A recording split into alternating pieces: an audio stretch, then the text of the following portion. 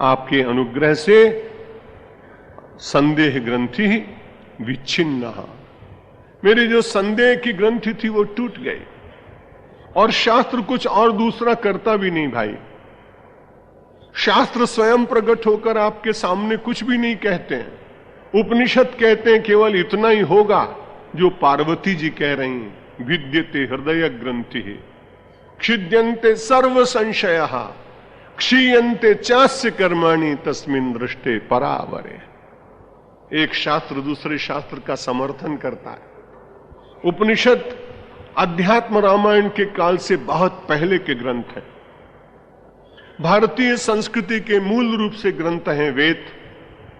वेद कम समझ में आने लगे, भाषा और व्याकरण उसका भिन्न था, इसलिए फिर आए उपनिषद। उपनिषदों की भाषा जरा कठिन लगने लगी, महर्षि वेदव्यास जी ने उनका विस्तार करना प्रारंभ किया। हम सब लोगों के सामने आए 18 स्मृतियां और 18 पुराण। उन्हीं पुराणों में सबसे श्रेष्ठ श्रीमद् भागवत महापुराण।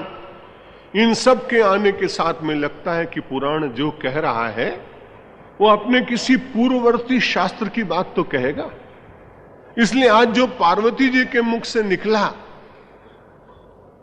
कि हमारे जो संदेह की ग्रंथि थी वो विच्छिन्न हो गई, तो मैंने ऐसा लगता है कि उपनिषद काल का ऋषि जब अपने साधक को अरण्य में बिठाकर ब्रह्म ज्ञान का उपदेश कर रहा है, तब वो भी पर्ण कुटीर के सामने बैठकर आनंद पूर्वक कहता है, अरे वाह, आपने जो मुझे ब्रह्म का उपदेश दिया, सारे संसार में सर्वात्म भाव से विश्व को देखने की एक प्रज्ञा दृष्टि दी, मुझे लगता है इससे बढ़कर संसार में कुछ हो नहीं सकता।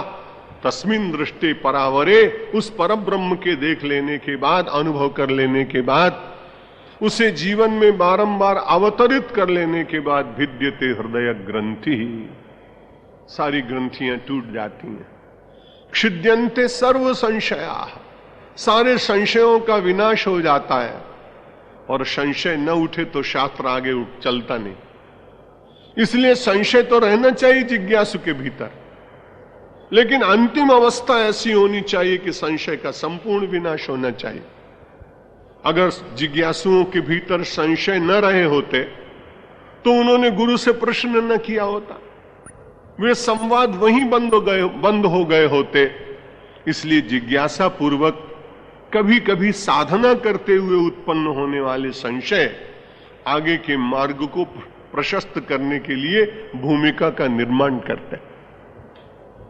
लेकिन अंतिम अवस्था जो होती है साधक की, वहां बहुत प्रसन्न होता है।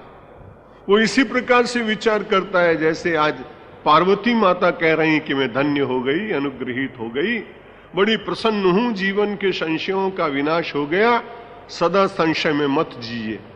जीवन संशयों के झूले में झूलना नहीं चाहिए।